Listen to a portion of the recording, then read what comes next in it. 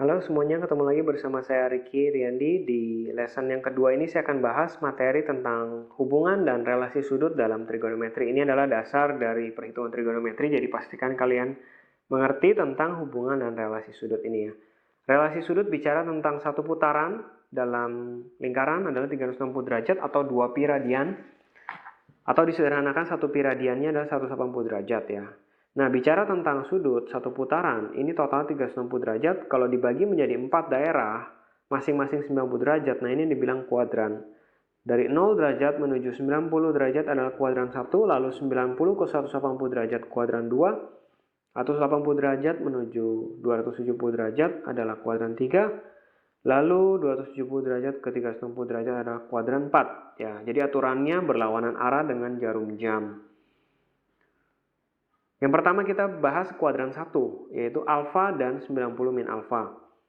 Di antara 0 sampai alfa ya. Kalau ada suatu titik P, panjangnya R dari titik pusat koordinat, titiknya adalah P adalah X, Y, di mana mendatarnya adalah X, lalu tingginya adalah Y, dan ini sudutnya alfa. Lalu kalau dia dicerminkan terhadap garis Y sama dengan X menjadi P1 nih yang di atas, maka alfanya jadi di atas ini X1, Y1. Jelas ya? Nah, 90 min alfa itu ada di mana? Nah, 90 min alfa ini ada di sini. Jadi saya gambarkan kalau di bawah segitiga yang tegak ya. Y1 tingginya, X1 alasnya, dan R1 sisi miringnya. Di mana R1 pasti sama dengan R dan X1-nya sama dengan Y ya. Jadi ini pindah jadi alas, lalu X-nya pindah jadi Y-nya. Jadi Y1 sama dengan X. Nah, ini segitiga awalnya alfa. Kalau ini segitiga yang 90 min alfa. Nah, saya hitung pertama adalah sin alfa. Sin alfa adalah Y per R, ya kan? Dari segitiga yang sebelah kanan, depan per sisi miring. Lalu sin 90 min alfa, pakai segitiga yang sebelah kiri adalah depan Y1 per R1. Ya, dimana Y1-nya sama dengan X, tadi udah tahu, dan R1-nya sama dengan R. Jadi X per R yaitu sama dengan cos alfa dari segitiga yang kanan, ya kan? Cos alfa adalah samping per miring X per R. Jadi sin 90 min X memiliki kesamaan dengan cos alfa. Sin 90 min alfa, sama dengan cos alfa. Dengan demikian, dengan cara yang sama kalian bisa turunkan, diperolehlah hubungan-hubungan sudut seperti ini. Sin 90 min alfa menjadi cos alfa, cos 90 min alfa jadi sin alfa, tan 90 min alfa jadi kotangan alfa, lalu kotangan 90 min alfa jadi tan alfa, sekan 90 min alfa jadi kosekan, lalu kosekannya menjadi sekan. Ya, jadi kalian kalau punya sin 90 min alfa langsung berubah jadi kosinusnya. Tangan menjadi kotangannya, sekan menjadi kosekannya. Nah, kuadran 2. Kuadran 2 itu bicara tentang sudut di antara 90 sampai 180. Nah, di sini kalau saya gambar, P tetap sama tadi ya di kuadran 1. X, Y kalau dicerminkan terhadap sumbu Y menjadi P2. X2, Y2 di mana panjangnya R2 sisi miringnya, alasnya X2 dan tingginya Y2. Di mana di sini kalian perhatikan Y2 pasti sama dengan Y, X2-nya sama dengan minus X. Karena di sebelah kiri ini negatif ya, R2-nya tetap R ya. Jadi ini adalah gambar segitiga yang akan kita pakai. Sin 180 min alfa adalah Y2 dibagi R2 ya. Sisi depan bagi miring, di mana Y2-nya adalah Y, dan R2 tetap R. Jadi Y per R juga, yaitu sama dengan sin alfa untuk segitiga yang kanan. Nah, dengan cara yang sama kita peroleh hubungan pada kuadran 2.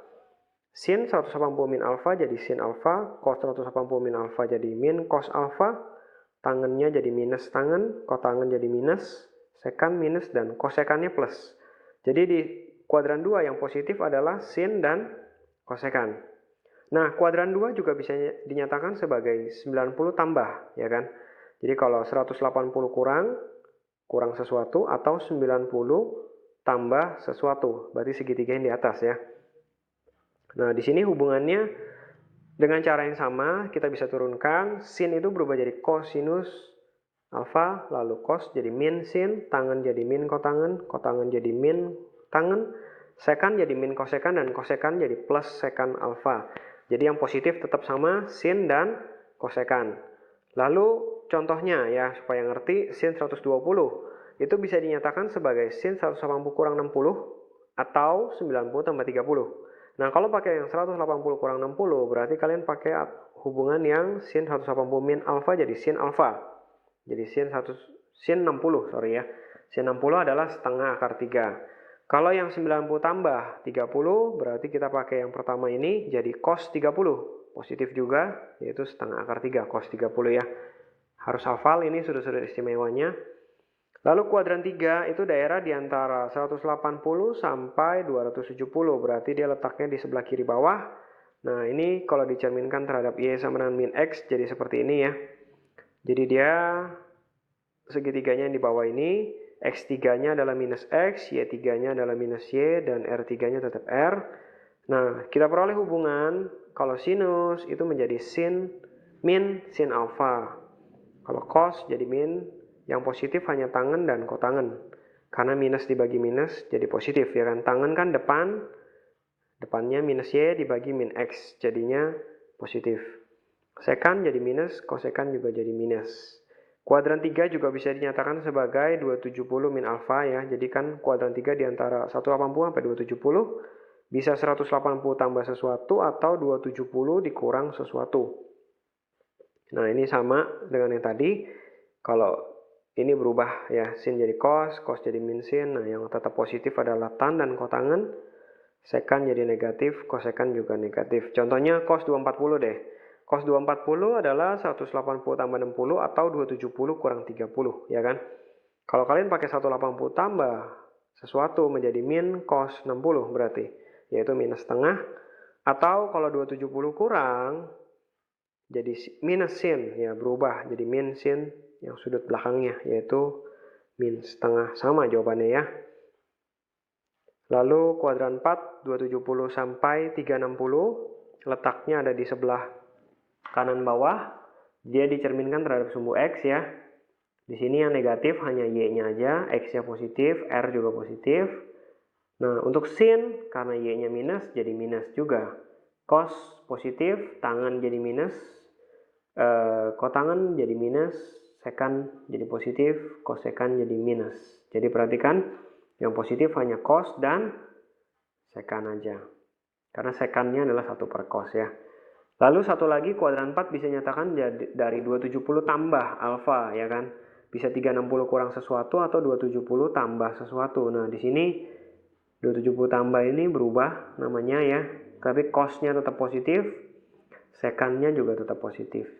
Contohnya deh, tan 300 itu bisa nyatakan jadi tan 360 kurang 60.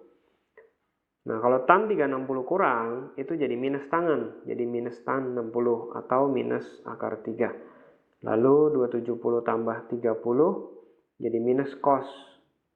Minus kotangan.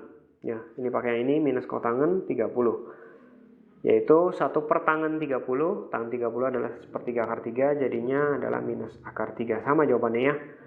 Jadi kalian punya kesimpulan, kuadran 1 semua pasti positif. Karena X-Y positif, R juga positif ya. Kuadran 2, X-nya negatif, Y positif, maka sin dan kosekan aja yang positif. Kuadran 3, X negatif, Y negatif, hanya nilai tangan dan kotangan yang positif. Lalu kuadran 4 yang terakhir, karena X-nya positif, Y-nya negatif, menjadi cos dan sekan yang positif. Perhatikan ya, ini ada 90 tambah, 90 kurang, lalu ada 270 kurang dan 270 tambah. Berdasarkan rumus-rumus yang tadi, kalau 270 mau tambah mau kurang ya, pasti berubah namanya. Ya kan, 90 tambah atau 90 kurang juga namanya berubah. Jadi kalian perhatikan kalau nggak harus pakai yang 90 atau 270, pakailah yang 180 atau 360 aja karena namanya tetap. Ya kan, sin 360 kurang alfa tetap sin alfa, tinggal lihat positif negatifnya. Mungkin nanti dengan latihan soal kalian semua bisa lebih jelas ya. Lalu ada istilah sudut negatif. Sudut negatif ini adalah khusus sudut yang berlawanan arah dengan putaran tadi. Jadi dia malah searah jarum jam gitu ya. Minus alfa itu jadi minus sin karena dia dinyatakan dalam kuadran 4 ya. Jadi yang cos aja dan sekan aja yang positif, sisanya negatif. Lalu sudut yang lebih dari 360, ini tinggal dikurang 360 aja. Jadi kita rubah menjadi alfa tambah K kali 360 aja.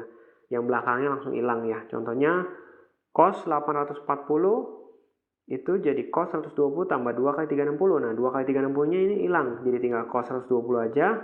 Kuadran 2 kan. Jadi 180 kurang 60 jadi min cos 60 atau minus setengah.